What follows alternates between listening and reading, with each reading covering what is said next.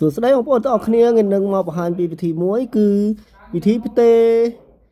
ផ្ទេររូបភាពឬមួយវីដេអូចូលទៅគ្រឿងទូរស័ព្ទមួយទៀតហ្នឹងហើយថ្ងៃនេះខ្ញុំចង់មកបង្ហាញបងប្អូនគឺវិធីផ្ទេររូបភាពឬវីដេអូចេញពីគ្រឿងទូរស័ព្ទយើងទៅឲ្យគ្រឿងមួយទៀតហ្នឹងហើយហើយងាយបងប្អូនដល់លឿនទៀតទីមួយឡើងបងប្អូនត្រូវសម្រាប់ទូរស័ព្ទ Samsung បងប្អូននឹងបញ្ជាក់សម្រាប់ទូរស័ព្ទ Samsung ហ្នឹងហើយបងប្អូនអូសពីលើចុះក្រោមមកនេះអូសពីលើមក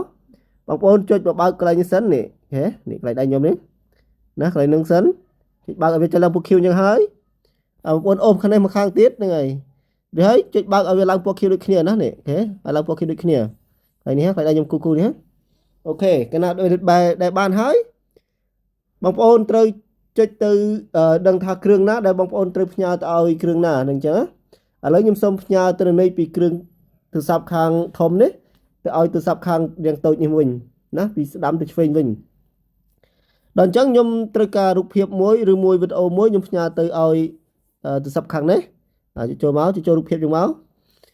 ឬហើយខ្ញុំចង់ផ្ញើទិន្នន័យវីដេអូនេះមួយនេះវីដេអូនេះមួយវីដេអូនេះមួយហើយនឹងរូបភាពមួយសន្លឹកដូចឲ្យដូចគ្នាណាឥឡូវខ្ញុំសង្កត់លើវីដេអូហ្នឹងសង្កត់លើវីដេអូហ្នឹងអានេះយើងចូលកន្លែងរូបភាព gallery របស់យើងបងប្អូននេះចូលលើ gallery របស់យើងចុចផ្ញើទៅហើយបងប្អូនមកចុចកន្លែងចែកចម្លែកនេះមកនេះចែកចម្លែកនេះចុចមកកន្លែងចែកចម្លែកមកចុចចូលមកបងប្អូននឹងឃើញវាឡើងមកនេះនេះកម្មវិធីនេះវាឡើងមកយើងនៅនឹងស្រេចដល់អញ្ចឹងបងប្អូនក៏ចុចលើនឹងមកនេះចុចលើនឹងមកចុចពឹង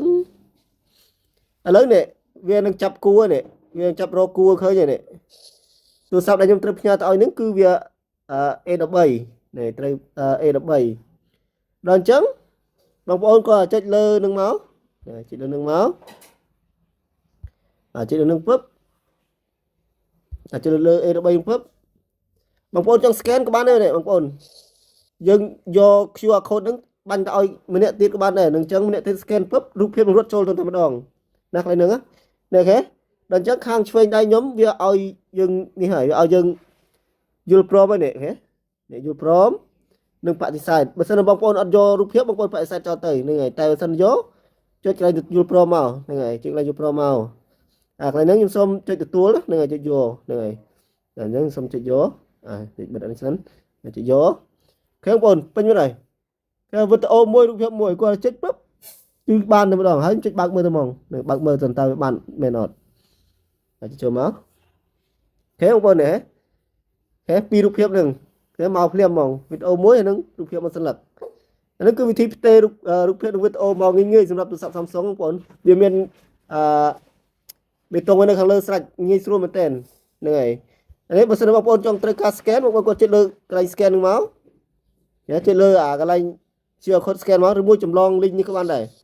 ផ្ញើ link ហ្នឹងទៅឲ្យទូរស័ព្ទមួយទៀតហ្នឹងហើយថាផ្ញើចម្លងទៅហើយផ្ញើទៅឲ្យម្នាក់ទៀតហ្នឹងហើយអញ្ចឹងឬមួយយកទូរស័ព្ទមួយទៀតមក scan លើ QR code ហ្នឹងក៏បានដែរនឹងវាចូលបានដូចគ្នាតែរូបភាពហ្នឹងរត់ចូលអូតូតែម្ដងហ្នឹងហើយកន្លែងហ្នឹងល្អមែនតើឬមួយបងប្អូន scan ទុកផ្ញើរូបភាពទៅវិញទៅមកងាយស្រួលមែនតើបងប្អូនណាអរគុណច្រើនសម្រាប់វីដេអូនេះមានតែប៉ុណ្្នឹងទេសង្ឃឹមថាបងប្អូនជួយចែករំលែកបន្តដើម្បីឲ្យបងប្អូនយើងបានឃើញគ្រប់គ្នានឹងអ្នកប្រើ Samsung ដូចគ្នាហ្នឹងហើយអរគុណច្រើនបាយបាយ